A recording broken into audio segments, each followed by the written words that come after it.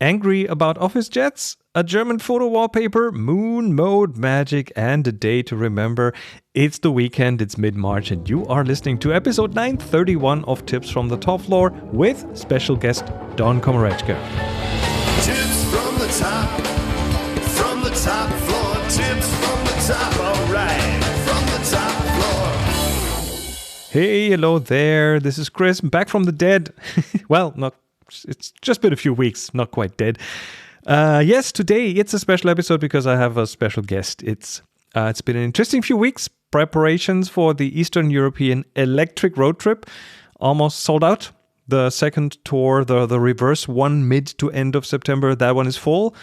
The first one from Berlin to Transylvania, September 2nd to 11th, still has a couple of spots open. So if you're interested to see the glory of Eastern Europe, including Prague, Vienna, Budapest, and then meet my friend and co-host Henry in Transylvania, then hop on over to discoverthetopfloor.com. Only 2 spots left. Discoverthetopfloor.com. What else? I've been guest on Photo Geek Weekly.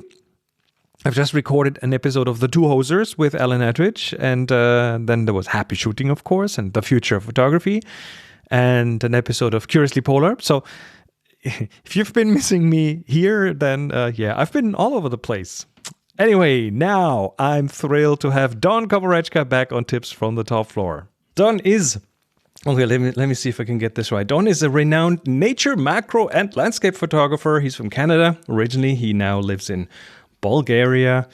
It's almost in shouting distance to the Eastern European photo road trip in September.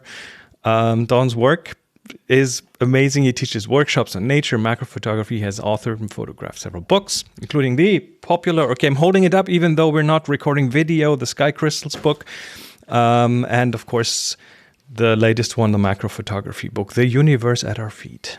Don has also worked with the BBC, with Discovery, with National Geographic. I'm not worthy. Don, how's it going?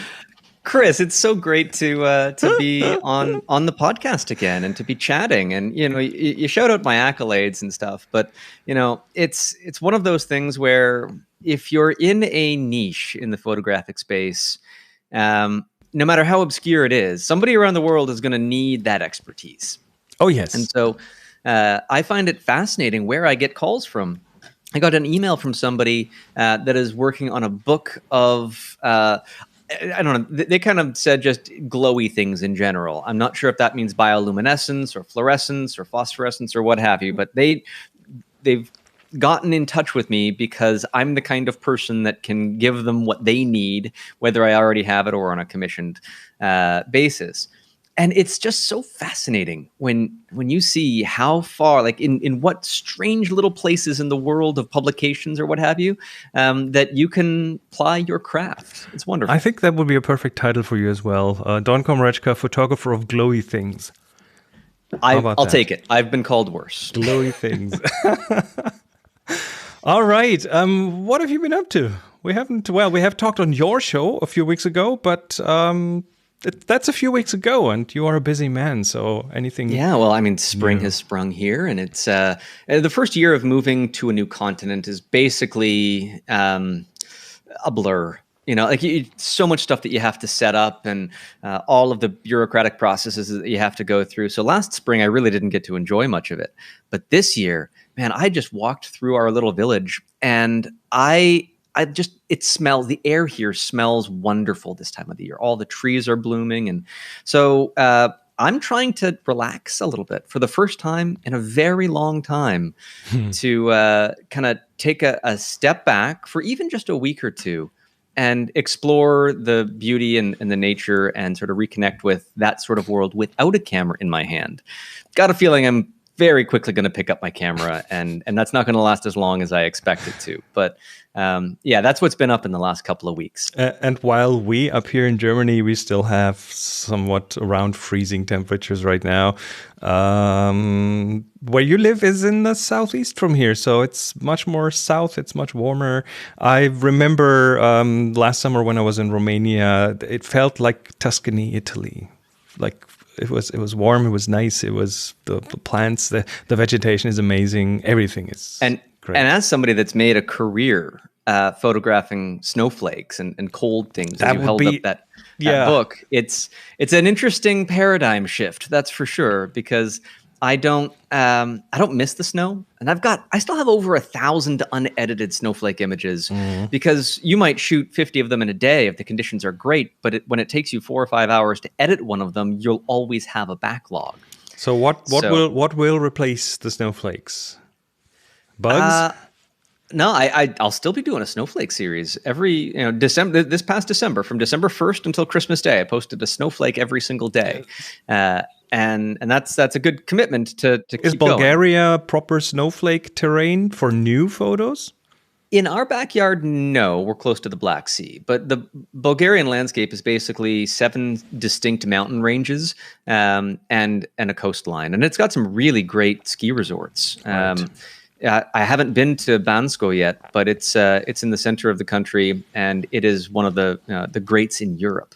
So, could I make it a business expense to go to a 4.5-star resort in the mountains? Of course you should. I think that's a possibility. Wonderful. Awesome. So for this episode of Tips from the Top Floor, I've picked out a few topics that I found interesting and that you might have a few things to say on as well. Let's dive right in. And the first one is it's HP. I used to work for HP many, many moons ago. And and this will be good. Well, no, I've nothing to do with them anymore. And I'm kind of glad when I read the next thing, because HP is ratcheting up their DRM with new printer firmware. There's like some of the OfficeJets now require the presence of an HP chip in the ink cartridges to print at all. So that has brought in quite some frustration from some customers, because as we all know, yes, if you print photography, if you want the best possible outcome, the best longevity in terms of UV protection and ozone protection, it's often advisable to use the proper inks, the proper papers, because they have been tested together and so on. But if you use an OfficeJet in an office context with the odd table or chart or whatever that you print out, a lot of that happens with refilled ink and with third-party cartridges, because it's just so much cheaper. Because let's be real here, those ink cartridges cost an arm and a leg. So, well, part of it though, Chris, if I'm not mistaken, for those simple desktop printer setups, when you buy the ink cartridge, you're also, and this isn't universally true, but you're also buying the print head as well. They kind of bundled them together. Everything is in there, pretty much. Yeah. And I've spent a week in actually back in 2008. I spent an entire week in an HP development and test lab for their printers in San Diego, and that's where they have these big UV chambers and ozone chambers and things, and they test their own inks and papers and third-party inks, refill inks, and those refill inks are often a lot worse in terms of light stability and so on. So some of those might fade after a week or two in the sun. So there is a reason that at least HP gives that as a reason. The customer experience is so much better with our original inks and so on. But up to this point, you had the opportunity to dismiss a notification from the printer software telling you, this is not genuine, and you could just click that away. But now that's not possible anymore with some of their printers. Well, and I find this somewhat devious, because if they were to allow it before, and then your printer gets an automatic online firmware update that you may or may not be able to opt into, right? And it could vary based on product, or you might not even read. It's maybe there's a security issue. Printers are always leaky with security bugs and so on. But one of the things that they add is that you've been using third-party ink, and then all of a sudden now you can't print. Maybe you've got like a mission critical contract that needs to come out of that printer that day, and now all of a sudden you are shut down. You can't print, and part of the deviousness of this is how can they do that? Because oftentimes there's as I said, there's a lot of electronics in the cartridge as well. It's not just a dummy thing. And so there has to be some communication to the printer. What if they put a little secret handshake in there, that they put it in the chips in the cartridges, but never activated it in the printer in any way, such that the third-party cartridges could get along just fine until HP decides one day to flip that switch, to send the cartridge a particular code expecting a particular response back. And when that is not given, well, it's not an authentic cartridge anymore. And thereby, you have been not giving us the money that we think that you should. And therein lies the frustration. Initiating self-destruct sequence. Boom. Well, and of course, they're trying to argue that the whole business model, that's the Gillette business model, right? You buy the printer for almost nothing, and then they make the profits with the ink, and sometimes the refill costs as much as an entire new printer with a entry level quarter-filled cartridge or something, and that will, of course, kills their business model, and they are trying to make money. So, but they're not the only ones. And I had a Canon printer, and I've got a brother one now that uses these refillable little ink bottles that you just fill it in and so on. And the Canon one that I had in the past, it would give me an error code saying that the absorption pads that soak up all of the used ink, that they had been saturated. And then now you need a new print.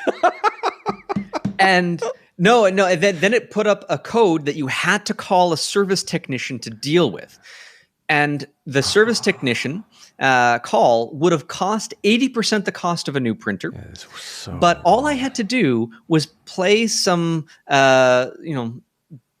button dancing on the print, like pressing certain buttons in a certain order, cleared the arrow, printed perfectly fine for another 8 months until the error came back. I had printed off that button pattern, kept that stuck underneath the printer for when I needed to do it again, did it, was fine again for another 8 months or so.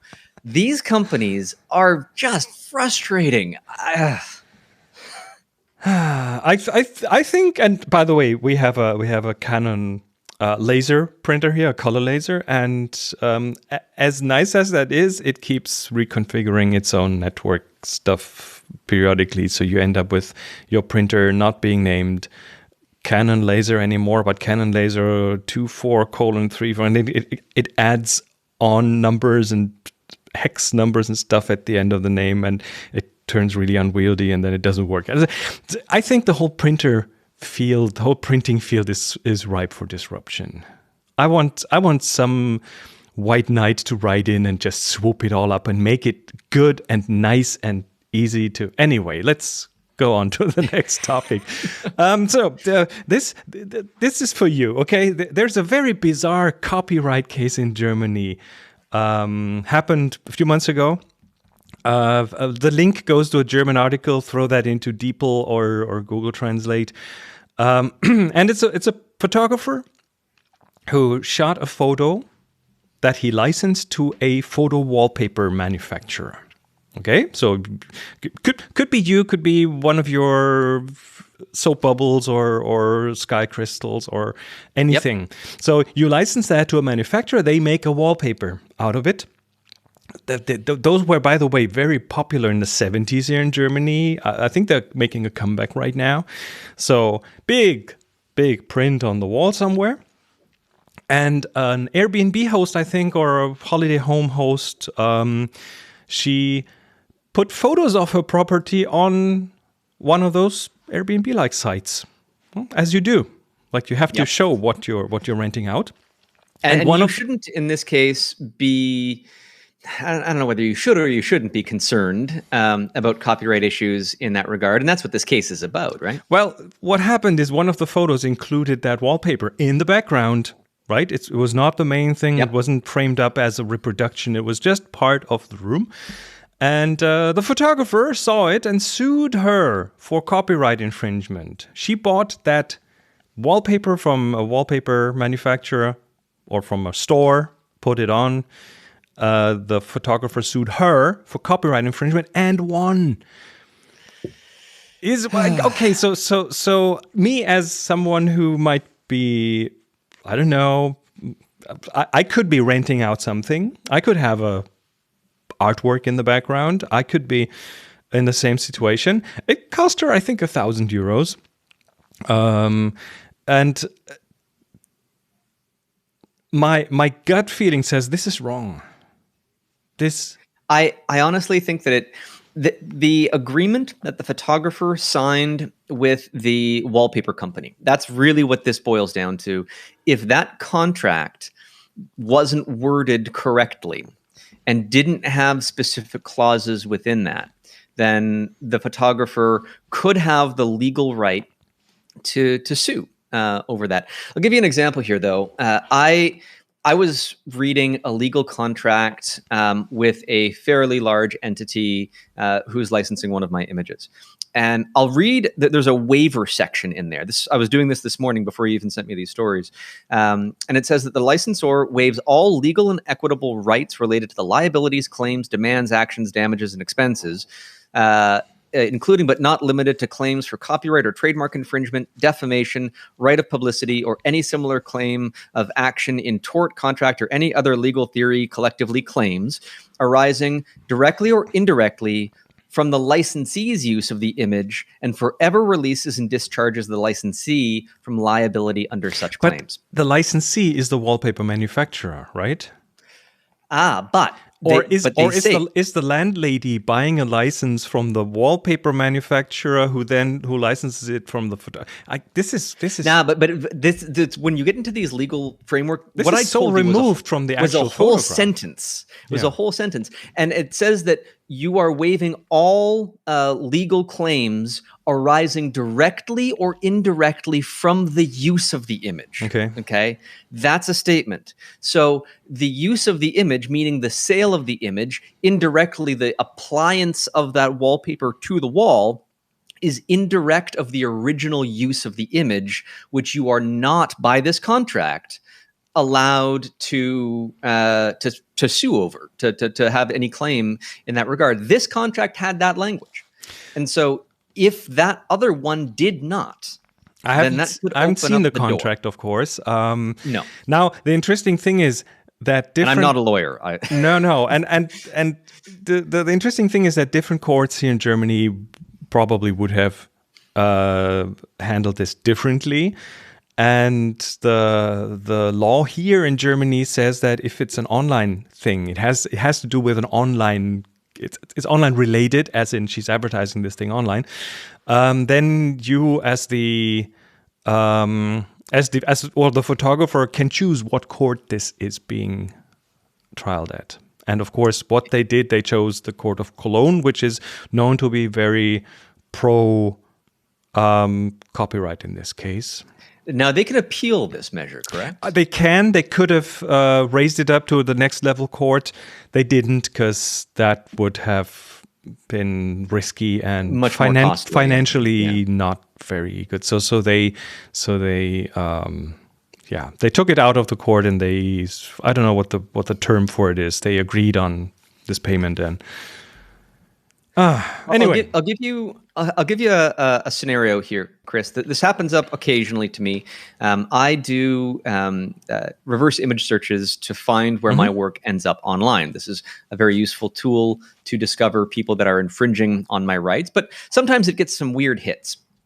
Earlier today, I discovered one of my images on somebody's wall, and I recognized it right away.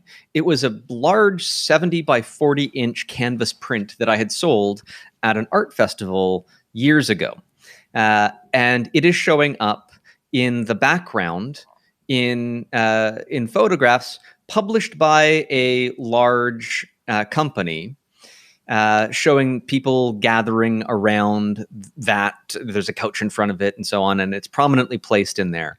I've also seen an image where somebody is in their office. Hanging behind them is one of my prints, and they are recording a motivational message being posted on LinkedIn. Mm-hmm. Do these scenarios constitute copyright infringement?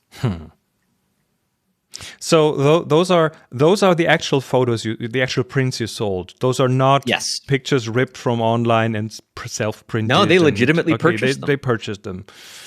Well, okay, then that comes down to the contract. What did they buy? There wasn't one. It was just cash in one hand, artwork in the other, and an exchange.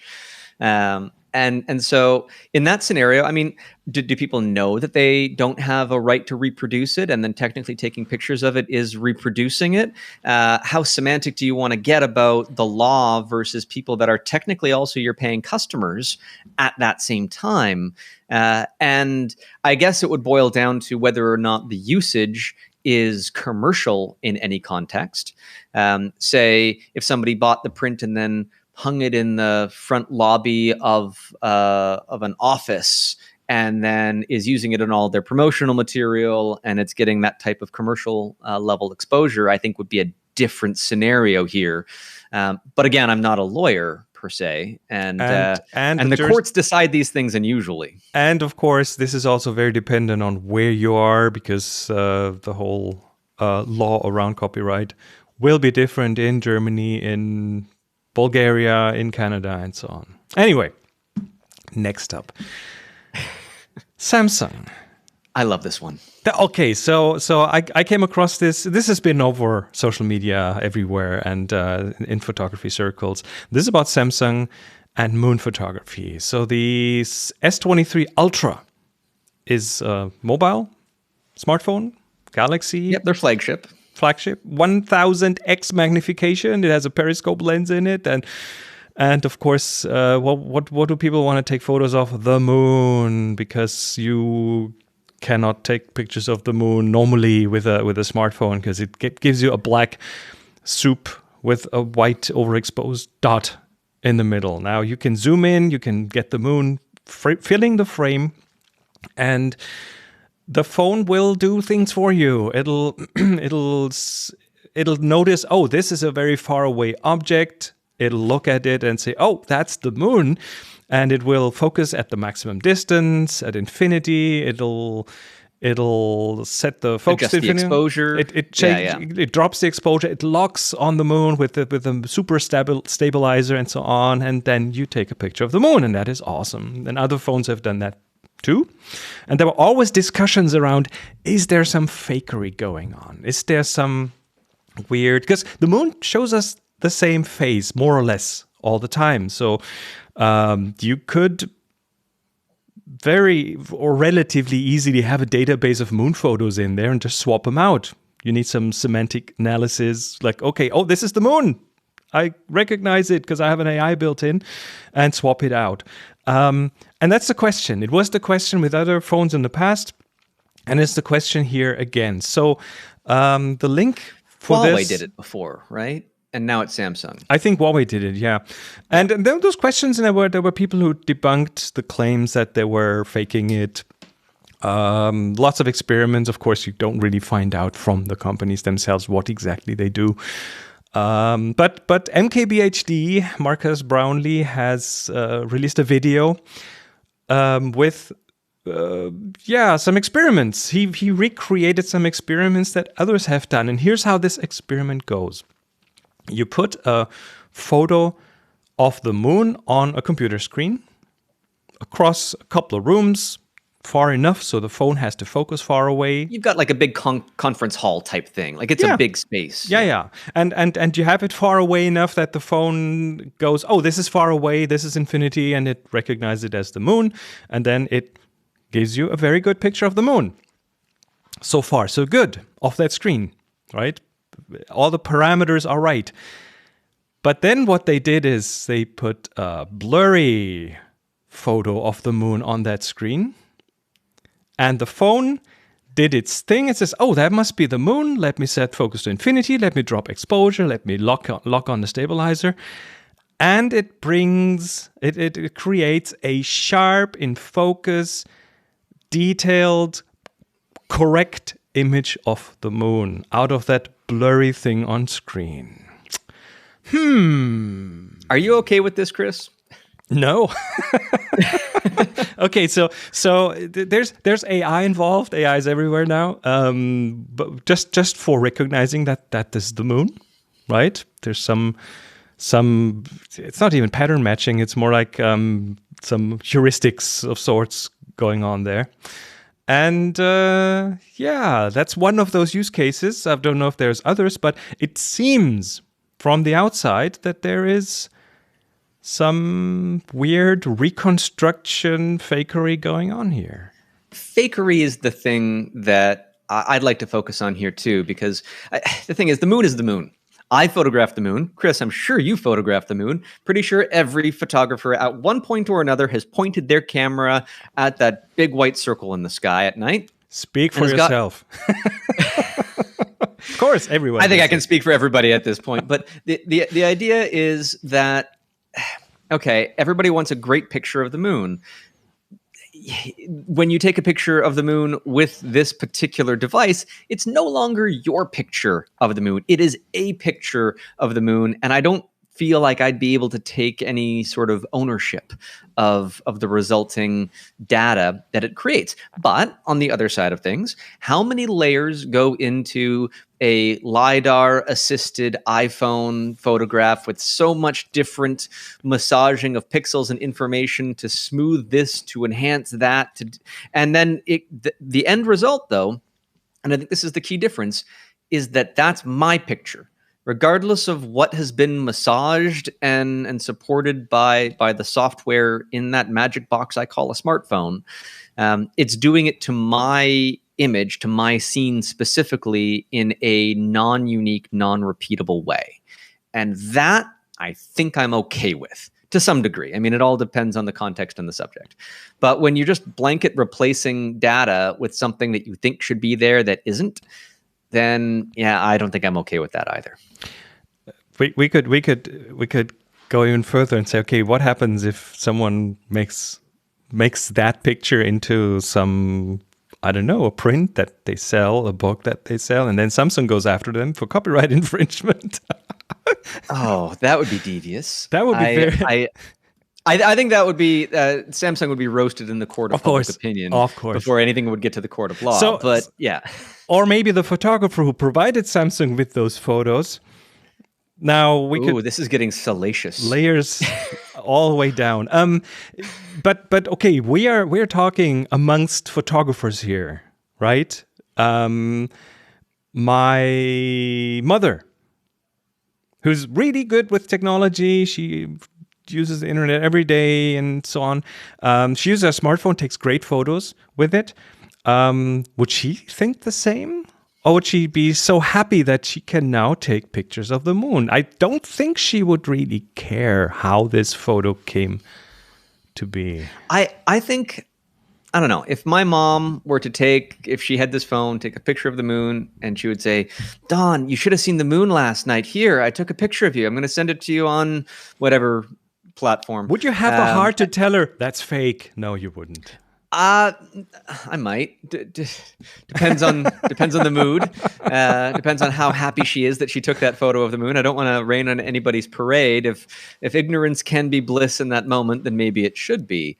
But that is also part of the problem, that people think they're getting a version of reality that isn't there. And agree. I draw the line differently when it's a unique subject, a photo of my family, a photo of the hiking path that I'm on, and there could be a beautiful sunset or what have you. Yes, enhance, make it feel like I had a professional camera and I was pressing all the knobs and dials and buttons without me actually having to do so. The whole topic of enhance that is here now. We have this with AI. If you can now give a very blurry photo of a bird into an AI, and it'll reconstruct the feathers and the details, not exactly as the original photo was, but close enough that it will work in most contexts. So, enhance. Enhance. Last topic is AI related, and this goes a bit outside of photography, but I thought it was worth mentioning because we are recording this on March the 15th. Yesterday, March the 14th, was An interesting day in AI. So we've had the image generators and the GPT-3s and the different. Well, these are the two most known and accessible use cases right now. And yesterday was the announcement of GPT-4. Not just the announcement; it is now available. People can get their. I had no idea it had iterated that fast to be version 4 already. Yes. So GPT-4 was demoed yesterday. It's a large language model. It is text-based. It's now in the hands of paying Plus customers, subscribers, ChatGPT Plus, which is like $20 a month. There will be AI access, so people will build services on top of that, and it can program, often in one shot. There's an example I found online. Someone used it to program Pong and Breakout, the two computer games, each within 60 seconds. Oof. That's impressive. But for me, it's scary. It's scary, not what it can do right now, but how quickly it's gotten to this point from not existing. This is an exponential growth right now. They have improved what they call the number of tokens to 32,000, which is like if you use spoken content, let's say this podcast, to throw the text in there, that would be about 3 hours of spoken content, which used to be so much shorter up to now. They showed, and this is interesting, they showed a demo with its image processing capabilities, because it will have image processing capabilities. It can understand photos, and not just there's a cat on this photo. No, this cat is sitting on top of a green garbage can that has Smurf stickers on it. Or there's... You know what I think this is going to be great for, Chris?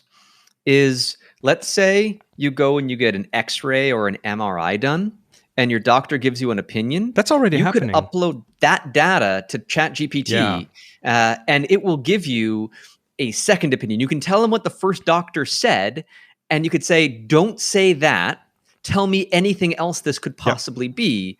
And this, I mean, as you said, this type of thing is already happening. Well, in Europe, 1 or 2 years ago, Europe officially approved use of AI in lung x-rays, thorax x-rays. So those x-rays are now not being looked at by people unless the AI thinks, this should be looked at. But like 95% of those there's nothing on them, and the AI will just filter them out and say, yep, fine.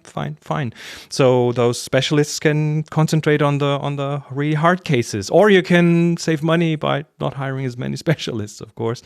So what else did they do? They showed the image processing demo, like someone scribbled a web page thing in a notebook with bad handwriting and a few boxes, and this goes here, and here's a button, and so on.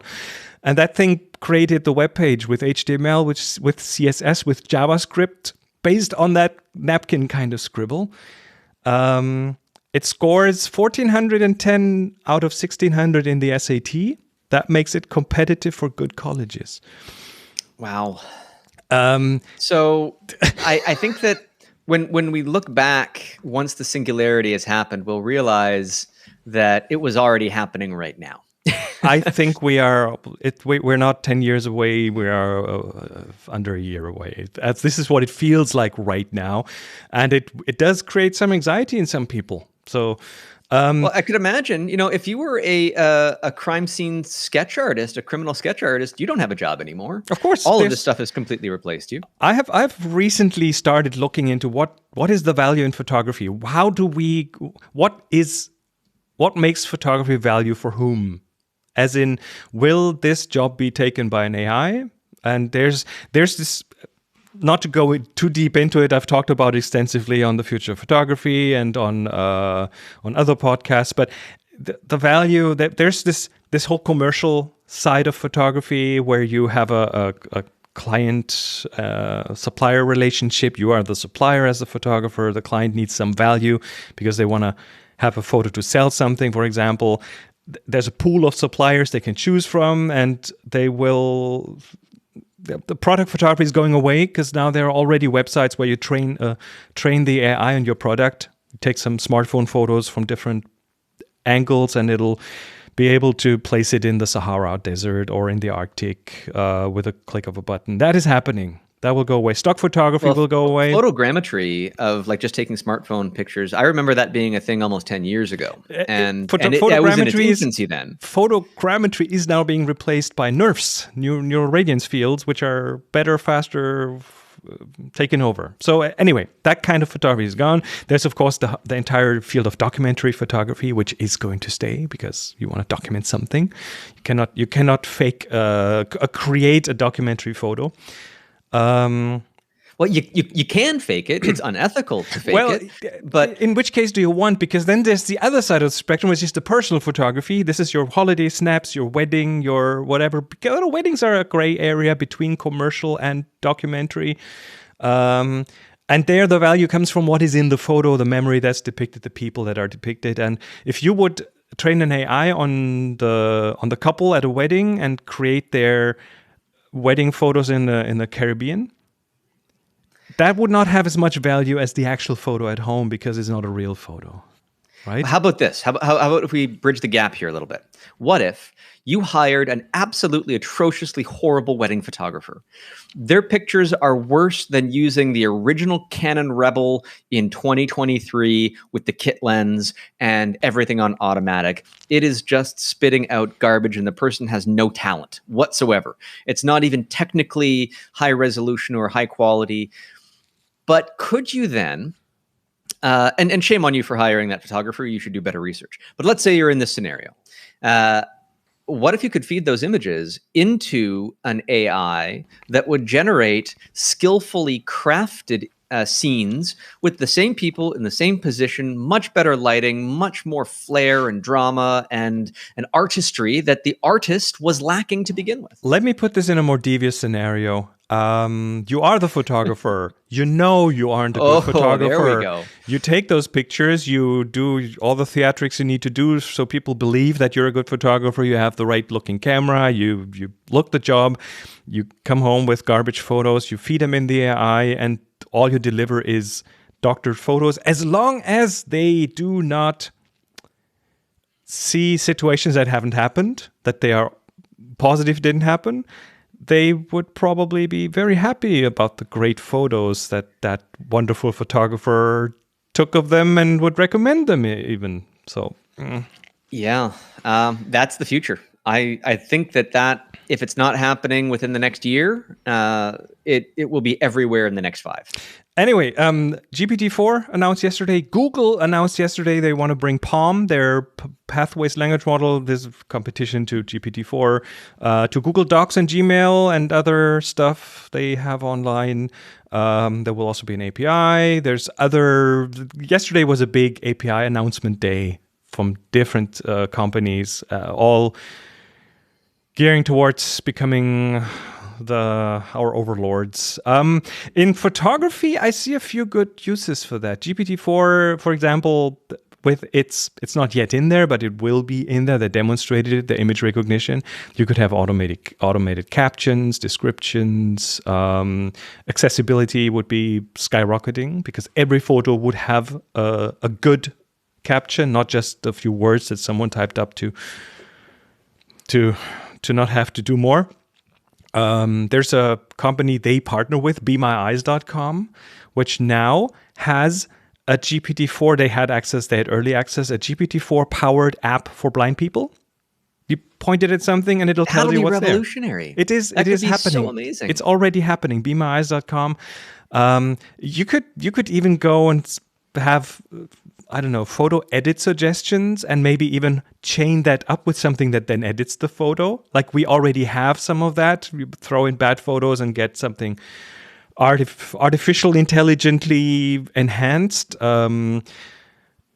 We could, many different things. A shot list. Generate a shot list for this thing and so on. There's like a million different ways you could use these things in photography, if you will still be doing actual photography. So,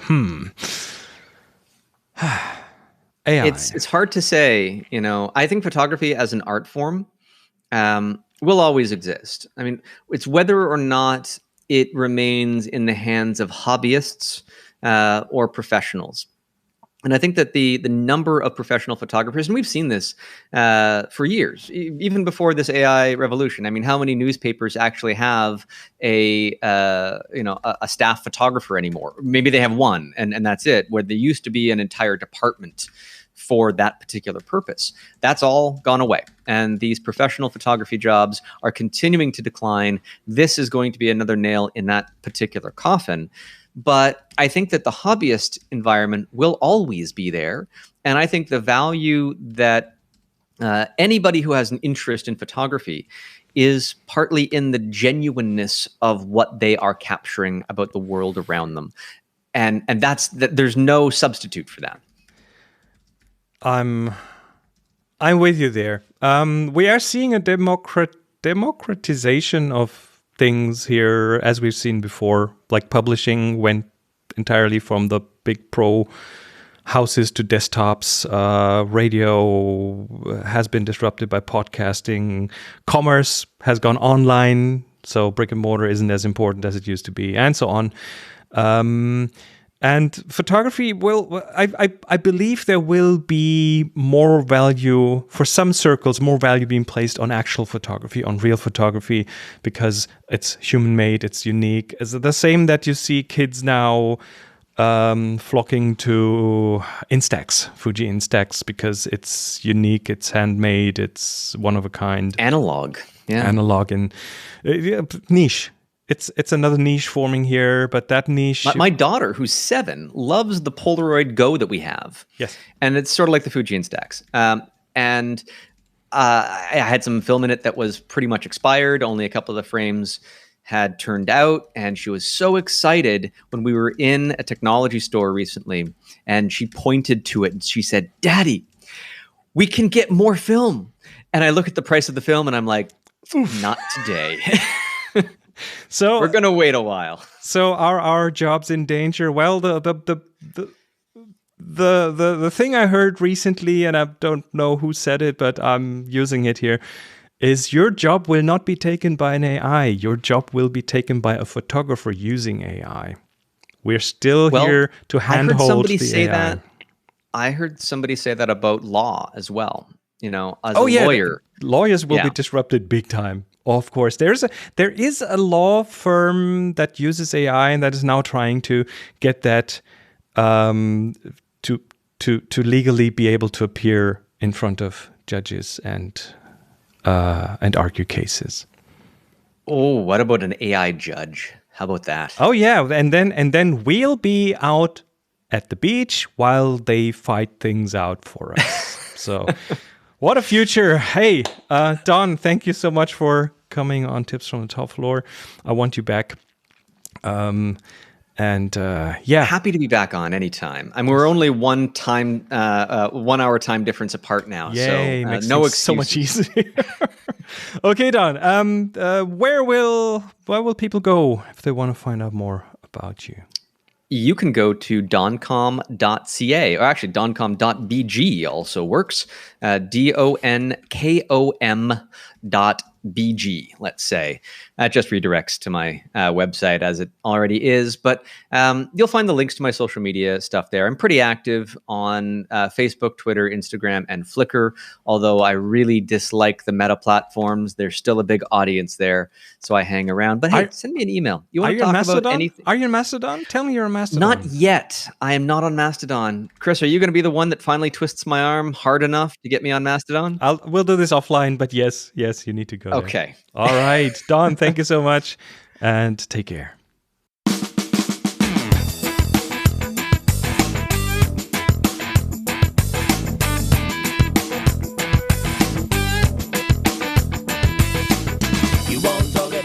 And that was it for today. Thank you so much for listening. Thanks for subscribing. Thanks for leaving a rating or review wherever you get your podcast. You are awesome. And of course, thanks to Don for stopping by. Make sure to visit his website as well at doncom.ca, donkom.ca. I remember that As always, you can leave feedback for the show at tfttf.com/hi. That's tfttf.com/hi. Stephanie has done just that. She asks, hey, I've been missing the episodes. When will Tips from the Top Floor be back? Well, here we are. Thanks for missing me. tfttf.com/hi is where you can leave your feedback. Also, thanks to all of you who support the show on Patreon. Patreon is great, not just as a financial support means, but as a morale boost, because that helps me get moving to make new episodes. So, Patreon, you can start supporting the show. And by the way, you can also support many other of your favorite creators, starting at $1 per episode. Thanks all for supporting creators. Find out more at tfttf.com/support. Oh, and if you support the show on Patreon, not only will you be among the first to get to listen to it, the Patreon release is always first before the public release. And again, a reminder, the Eastern European Electric Photo Road Trip in September is over. Half sold out, 2 spots left. Historic Eastern European cities, Transylvanian landscapes and villages. It's a unique 10-day experience full of beauty and rich history and culture. Go to discoverthetopfloor.com to find out more. Discoverthetopfloor.com. And now go out and take amazing photos. Be nice to each other. And of course, happy shooting.